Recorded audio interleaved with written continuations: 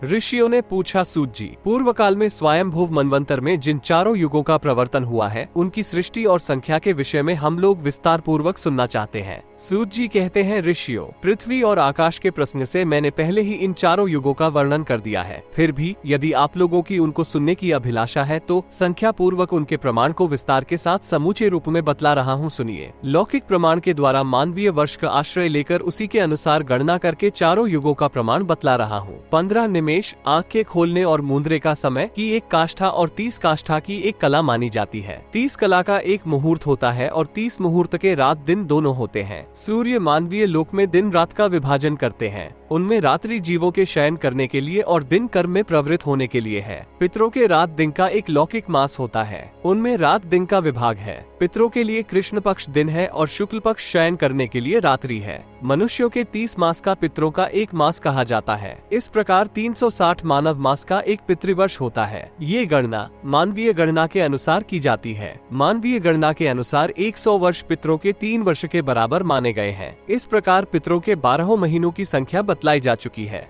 लौकिक प्रमाण के अनुसार जिसे एक मानव वर्ष कहते हैं, नहीं देवताओं का एक दिन रात होता है, ऐसी वैदिकी श्रुति है। मानवीय वर्ष के अनुसार जो देवताओं के रात दिन होते हैं उनमें भी पुनः विभाग है। उनमें उत्तरायण को देवताओं का दिन और दक्षिणायन को रात्रि कहा जाता है। इस प्रकार दिव्य रात दिन की गणना बतलाई जा चुकी तो उस मानवीय वर्षों का एक दिव्य मास बतलाया जाता है। इसी प्रकार 100 मानवीय वर्षों का 3 दिव्य मास माना गया है। ये दिव्य गणना की विधि कही जाती है। मानुष गणना के अनुसार 360 वर्षों का एक दिव्य देव वर्ष कहा गया है। मानुष गणना के अनुसार 3030 वर्षों का एक सप्तर्षि वर्ष होता है। 9090 मानुष वर्षों का एक ध्रुव संवत्सर कहलाता है। 96,000 मानव वर्षों का 1000 दिव्य वर्ष होता है, ऐसा गणितज्ञ लोग कहते हैं। द्विजवरो, इस प्रकार ऋषियों द्वारा दिव्य गणना के अनुसार यह गणना बतलाई गई है। इसी दिव्य प्रमाण के अनुसार युग संख्या की भी कल्पना की गई है। ऋषियों ने इस भारतवर्ष में 4 युग बतलाए हैं। उन चारों युगों के नाम हैं कृत, त्रेता, द्वापर और कली।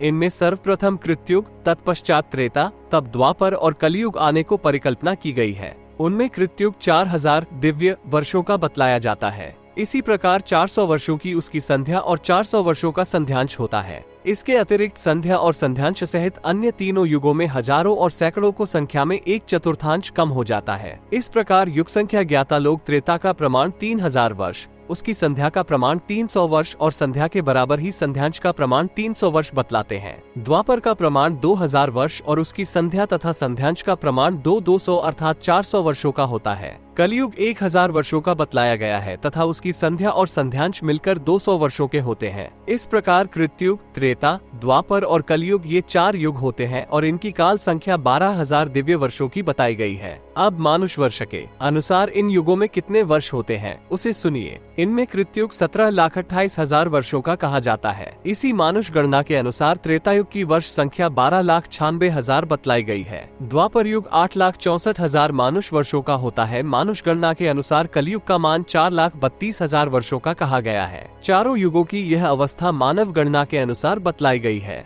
इस प्रकार संध्या और संध्यांश सहित चारों युगों को संख्या बतलाई जा चुकी। समूचे कार्यकाल में मानसिक संकल्प, वचन और हाथ से प्रारंभ किए गए कर्म सिद्ध होते थे। त्रेता युग में आयु, रूप, बल, बुद्धि, निरोगता और धर्मपरायणता ये सभी गुण सर्वसाधारण लोगों में भी विद्यमान थे। ब्रह्मा ने स्वयं इनके लिए की व्यवस्था की भी तथा ब्रह्मा के मानसिक पुत्र ऋषियों द्वारा संहिताओं, मंत्रों, निरोगता और धर्मपरायणता का विधान किया गया था। उसी समय देवताओं ने यज्ञ की भी प्रथा प्रचलित की थी। स्वयंभुव मनवंतर में संपूर्ण यज्ञीय साधनों सहित याम, शुक्ल, जग, विश्व तथा महान तेजस्वी देवराज इंद्र के रथ देवताओं ने सर्वप्रथम इन यहाँ का प्रचार किया था। उस समय सत्य, जप, तप और दान ये ही प्रारंभिक धर्म कहलाते थे। जब इन धर्मों का द्वारा प्रारंभ होता था और अधर्म की शाखाएं बढ़ने लगती थी, तब त्रेतायुग में ऐसे शूरवीर चक्रवर्ती सम्राट उत्पन्न होते थे जो दीर्घायु संपन्न, महाबली, दंड देने वाले, महान योगी, यज्ञपरायण और ब्रह्मनिष्ठ थे, जिनके नेत्र कमल दल के समान विशाल और सुंदर, मुख भरे पूरे और शरीर सुसंगठित थे, जिनकी छाती सिंह के समान चौड़ी थी, जो महान पराक्रमी और मतवाले गजराज की भांति चलने वाले और महान धनुर्धर थे। वे सभी राजलक्षणों से परिपूर्ण तथा न्यग्रोध, बरगद सदृश मंडल वाले थे। यहाँ दोनों बाहुओं को ही न्यग्रोध कहा जाता है तथा व्योम में फैलाई हुई बाहुओं का मध्य भाग भी न्यग्रोध कहलाता है। उस व्योम की ऊंचाई और विस्तार वाला न्यग्रोध परिमंडल कहलाता है।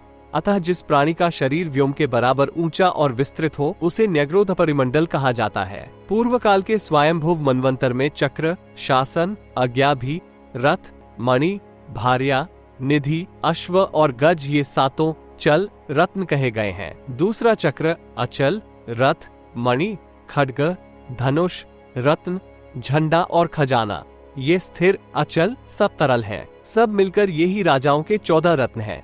बीते हुए एवं आने वाले सभी मनवंतरों में भूतलप चक्रवर्ती सम्राट विष्णु के अंश से उत्पन्न होते हैं। इस प्रकार भूत, भविष्य और वर्तमान में जितने त्रेतायुग हुए होंगे और हैं, उन सभी में चक्रवर्ती सम्राट उत्पन्न होते हैं। उन भूपालों के बल, धर्म, सुख और धन ये चतुर्भद्र चारों अत्यंत अद्भुत और मांगलिक होते हैं। उनको अर्थ, धर्म, काम, यश और विजय ये सभी सर्प अविरोध भाव से प्राप्त होते हैं। प्रभु शक्ति और बल से संपन्न वे नृपतगण ऐश्वर्य, अणिमा आदि सिद्धि, शाखा ज्ञान और तपस्या में ऋषियों से भी बढ़ चढ़कर होते हैं। इसलिए वे संपूर्ण देव, दानवों और मानवों को बलपूर्वक पराजित कर देते हैं। उनके शरीर में स्थित सभी लक्षण दिए होते हैं। उनके सिर के बाल ललाट तक फैले रहते हैं। उनकी जीभ बड़ी स्वच्छ और स्निग्ध होती है। उनकी अंगकांति लाल होती है। उनके 4 दाढ़े होते हैं। वे उत्तम वंश में उत्पन्न ऊर्ध्वरेता, आजानुबाहु, जालहस्त हाथों में जाल चिन्ह तथा बैल आदि देश चिह्युक्त परिणामात्र लंबे होते हैं। उनके कंधे सिंह के समान मांसल और वे यज्ञप्रायण होते हैं। उनके पैरों में चक्र और मत्स्य के तथा हाथों में शंख और पद्म के चिन्ह होते हैं। वे बुढ़ापा और व्याधि से रहित होकर 85,000 वर्षों तक जीवित रहते हैं। वे चक्रवर्ती सम्राट अंतरिक्ष, समुद्र, पाताल और पर्वत इन चारों स्थानों में एकाकी एवं स्वच्छंद रूप से विचरण करते हैं। यज्ञ, दान, तप और सत्य भाषण ये त्रेतायुग के प्रधान धर्म कहे गए हैं। ये धर्म वर्ण एवं आश्रम के विभाग पूर्वक प्रवृत्त होते हैं। इनमें मर्यादा की स्थापना के निमित्त दंडनीति का प्रयोग किया जाता है।